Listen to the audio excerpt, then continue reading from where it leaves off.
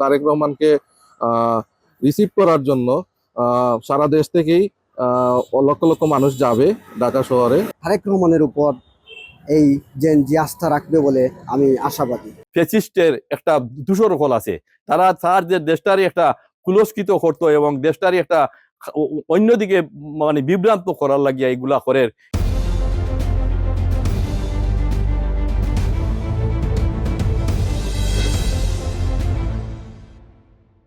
তারেক রহমান দেশে ফেরার মধ্য দিয়ে বাংলাদেশের স্বাধীনতা সার্বভৌমতা রক্ষায় আগামীর বাংলাদেশ সমৃদ্ধির বাংলাদেশ বিনির্মাণে একটি যুগান্তকারী পরিবর্তন আসবে এবং তারেক রহমান দেশে আসার মধ্য দিয়ে বাংলাদেশ জাতীয়তাবাদী দল বিএনপির পাশাপাশি সাধারণ মানুষ আমার মতো যারা ভোটার হয়েছে কিন্তু 2014 সালের পরবর্তী সময় কোনো জাতীয় সংসদ নির্বাচনে ভোট দিতে পারে নাই, সেই নতুন প্রজন্ম এই প্রজন্ম ভোট দেওয়ার জন্য মুখিয়ে রয়েছে।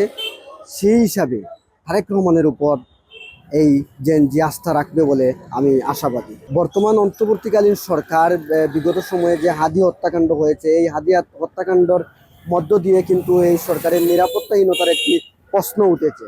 সেই প্রশ্ন থেকে আমি তারেক রহমানের নিরাপত্তার কিছু আশঙ্কা করতেই পারি। তারপরেও আমি মনে করি যে অন্তর্বর্তীকালীন সরকার যথেষ্ট নিরাপত্তার বলয়ে তারেক রহমানকে রাখবে এবং নিরাপত্তা দিতে সচেষ্ট হবে। উনি বারবার এই দেশের মাটিতে আসার চেষ্টা করেছিলেন, কিন্তু এই ফ্যাসিস্ট আওয়ামী লীগ সরকারের কারণেই তিনি মূলত দেশে আসতে পারেন নাই। এই জন্য দীর্ঘ 17 বছর পর উনি দেশের মাটিতে আসছেন হিসেবে দেশের সাধারণ মানুষ অনেক উজ্জীবিত। দীর্ঘদিন পর বিএনপির ভারপ্রাপ্ত চেয়ারম্যান জনাব তারেক রহমান দেশে আসতেছেন, এজন্য আমরা সাধারণ মানুষ খুবই আনন্দিত এবং উচ্ছ্বসিত। কারণ দীর্ঘ 17 বছর সেই ফ্যাসিস্ট সরকারের বিভিন্ন নির্যাতন এবং রাজনৈতিক বৈরিতার কারণে এবং প্রতিহিংসার কারণে তিনি আসতে পারেন নাই। উনি ওনার অসুস্থ মাকেও পর্যন্ত দেখার জন্য আসতে পারেন নাই। বিভিন্নভাবে টর্চারিং করতে, শুধু তারেক রহমান নয়, বিভিন্ন বিএনপির নেতাকর্মীকেও উনি টর্চারিং করছে, যে খালেদা জিয়ার সাথে কারো দেখা করতেও দেয় নাই।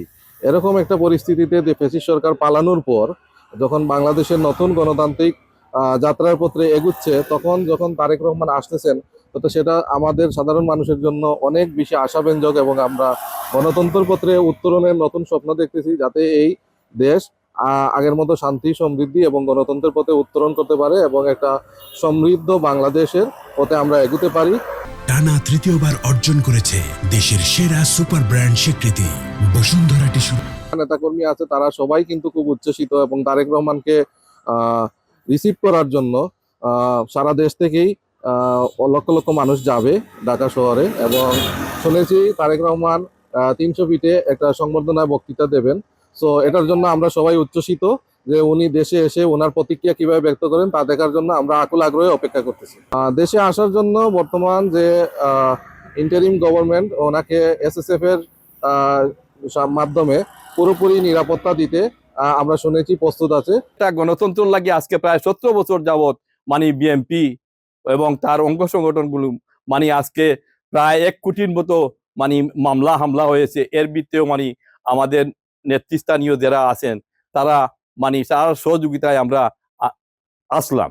কিন্তু আজকে মনে করি যে অবস্থায় আছি এখন আমাদের আন্দোলন বা নানান ধরনের এগুলা একটা ফ্যাসিস্টের একটা দূষর ফল আছে, তারা তার যে দেশটারই একটা কুলস্কৃত করতো এবং দেশটারই একটা অন্যদিকে মানে বিভ্রান্ত করার লাগিয়া এগুলা করে।